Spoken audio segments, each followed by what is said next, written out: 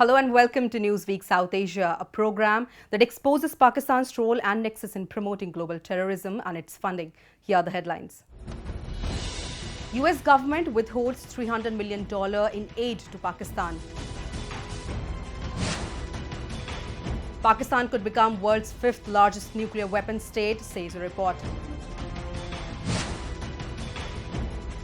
Insider attack among security forces and twin blast rock Kabul. And huge cache of drugs recovery highlights Pakistan's nefarious design in Jammu and Kashmir. Donald Trump-led US government has decided to hold back $300 million aid, citing the lack of action taken by the state to impede terrorism, which originates from its soil. Newsweek South Asia has a report.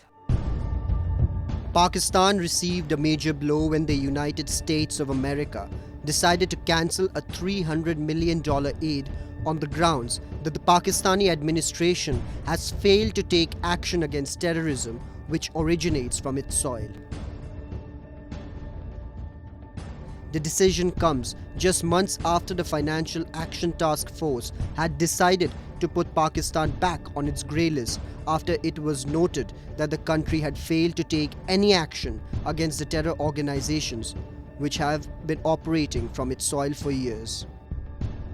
The decision comes just months after the Financial Action Task Force had decided to put Pakistan back on its grey list after it was noted that the country had failed to take any action against the terror organizations which have been operating from its soil for years. When President Donald Trump took over, and the first thing that he announced was that, look, Pakistan has been bleeding us dry. They have been taking billions of dollars worth of aid, but have been lying to us. And at that very moment, he also announced that he would be stopping all such aid to Pakistan. Now, this $300 million aid that was stopped is in continuation to that. Finally, America has now put its money where its mouth is and stopped that aid, even though now recently, as you know, a few days back, Secretary of State made a visit to Pakistan, had a talk with their new Prime Minister Imran Khan, but still America has not released that aid. Many terror organizations like the Haqqani Network, the Lashkar-e-Toiba and the Taliban have camps and bases in Pakistan that have been used to carry out attacks in neighboring Afghanistan, targeting US forces and India. The aid given to Pakistan, known as Coalition Support Funds, was suspended earlier this year after US President Donald Trump in a tweet stated that the United States received nothing but lies and deceit in return of the financial support that was given to Pakistan since 2002. The Pentagon noted the decrease in the military financial assistance to its once close South Asian ally in the statement. Therefore, the Trump administration has now withheld nearly $800 million in aid to Pakistan this year, and the possibility of more cuts is also possible if Islamabad doesn't act against the terror groups which are sponsored by intelligence agency, the ISI, and the Pakistan Army.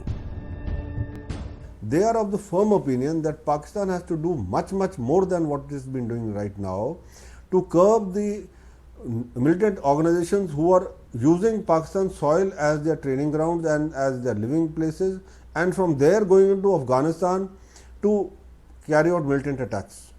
Therefore, now Pakistan will really have to work on this if it wants to get the aid from America. The decision comes just days before US Secretary of State Mike Pompeo, accompanied by US Military Chief General Joseph Dunford, visited Islamabad in the first direct contact with the new Pakistan government. Defense Secretary Jim Mattis had told reporters that militants will be a primary part of their discussion.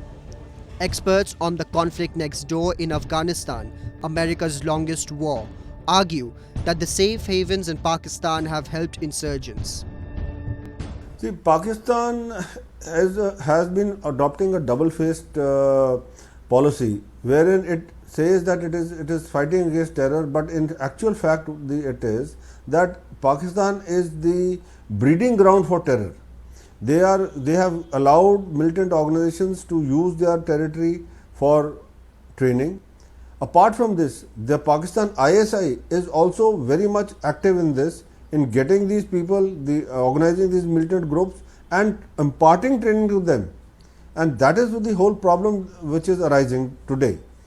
Pakistan has become a hub of terror, and any attack, whether it is in Belgium, whether it is in France, whether it is in UK or Spain, all these can be traced back to Pakistan, because most of the time you will find that the person who was involved in that attack has been trained on Pakistan soil, whether he has been trained by a militant organization or a B militant organization does not matter, but the fact is that he has been trained on Pakistan soil. They say it gives Taliban-linked militants a place to plot deadly strikes and regroup after ground offensives in Afghanistan. Pakistan denies those charges. One analyst told Reuters the Pentagon may be aiming to squeeze the country when it's vulnerable. As for the newly elected Imran Khan, he has opposed America's open-ended presence in Afghanistan and once suggested he might order US drones to be shot down if they enter Pakistan's airspace. In a victory speech, he said he wanted mutual beneficial ties with Washington. According to the latest report by a group of authors keeping a track of the country's nukes, Pakistan currently has 140 to 150 nuclear warheads, and the stockpile is expected to increase to 220 to 250 by 2025 if the current trend continues. We have a report. The latest estimate of 140 to 150 nuke weapons exceeds the projection made by the US Defense Intelligence Agency in 1999 that Pakistan would have 60 to 80 warheads by 2020. We estimate that the country's stockpile could more realistically grow to 220 to 250 warheads by 2025 if the current trend continues. If that happens, it would make Pakistan the world's fifth largest nuclear weapon state. Hans M. Christensen, Robert S. Norris and Julia Damon said in the report Pakistani Nuclear Forces 2018. This is an empirical reality that if you look at the global nuclear inventory, while traditionally everyone is aware that the United States and Russia are the largest nuclear weapon holding powers in the world, not enough attention has been paid to the way in which Pakistan has been increasing its nuclear inventory. And this has been established over the last few years that Pakistan has overtaken India in terms of its estimated nuclear warhead stockpile. And the reason for this is that Pakistan has been following what is called as a dual track policy, which is Christensen, the lead author of the group, is the director of the Nuclear Information Project with the Federation of American Scientists in Washington, D.C. Over the past decade, the U.S. assessment of nuclear weapons security in Pakistan appears to have changed considerably from confidence to concern, particularly as a result of the introduction of tactical nuclear weapons, the report said. Most countries are using what is called as the plutonium route. But for its own reasons, Pakistan, which started with the enriched uranium, has now got two tracks. One, it has a plutonium production facility, there are four of them. It has traditionally had the enrichment of uranium. And all the professionals in the world are aware that Pakistan's nuclear status has been enabled in no small measure by China. With several delivery systems in development, 4 plutonium production reactors and its uranium enrichment facilities expanding, however, Pakistan has a stockpile that will likely increase further over the next 10 years, adds the report. Pakistan continues to expand its nuclear arsenal with more warheads, more delivery systems, and a growing fissile materials production industry, it said. So today in 2017, when the estimation was done and the professional bodies in the world were looking at this based on production of fissile material, the informed assessment is that Pakistan is number 5 in the hierarchy. Now there are some, I would say, causes for concern about the way in which Pakistan is ramping up its nuclear capability. Because for a long time it's also been established that Pakistan has used its nuclear capability as a shield to enhance its ability to invest in terror. Analysis of a large number of commercial satellite images of Pakistan Army garrisons and Air Force bases shows what appear to be mobile launchers and underground facilities that might be related to nuclear forces, said the report. The authors observed that the size of the increase will depend on many factors. Two key factors will be how many nuclear-capable launchers Pakistan plans to deploy and how much the Indian nuclear arsenal grows. Some of our diplomats have even called this as terrorism behind a nuclear shield.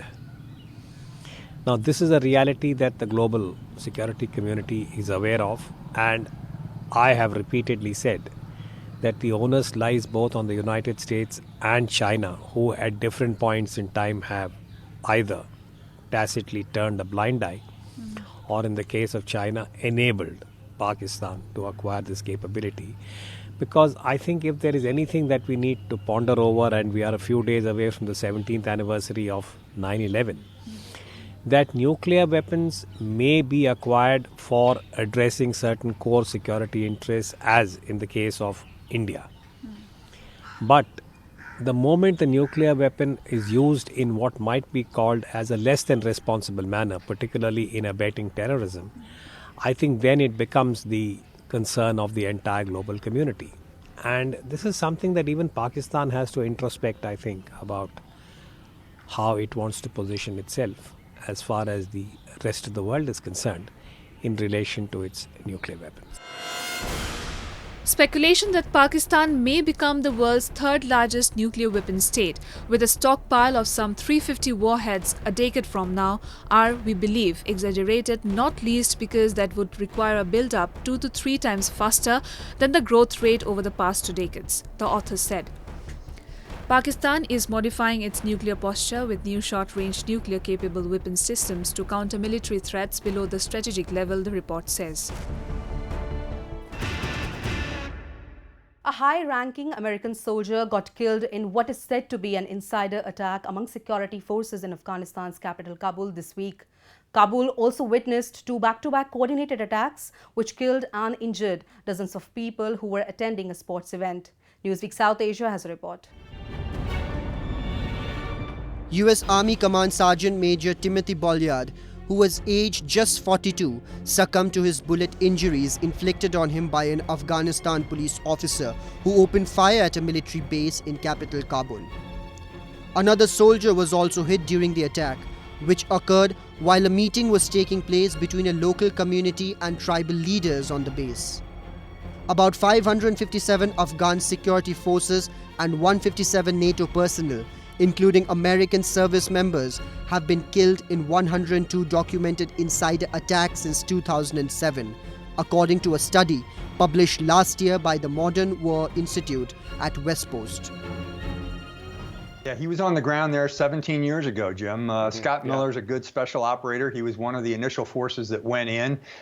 Probably, I think he was a major at the time, perhaps, maybe a lieutenant colonel. But you talk about a long war, you're seeing the evolution of rank structure, and the folks who were young men fighting this war when it first began to eliminate al-Qaeda from that particular country, is supported by the Taliban, is now back as the 4-star general in charge. I think he's the 15th 4-star in charge of the operation there, the NATO command and the U.S. command in that forces.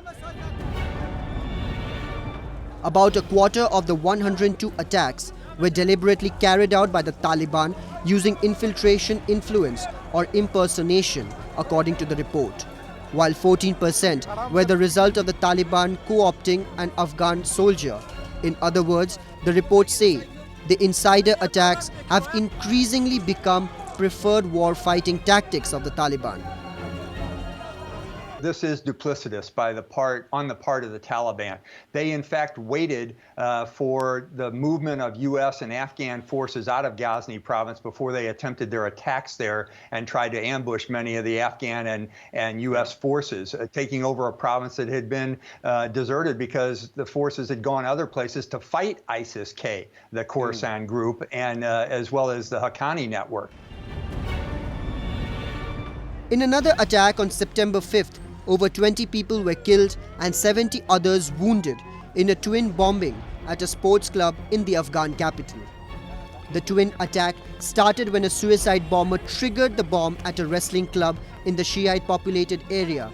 The second blast came minutes after, when the bomb placed inside a car detonated, which affected journalists and emergency service members.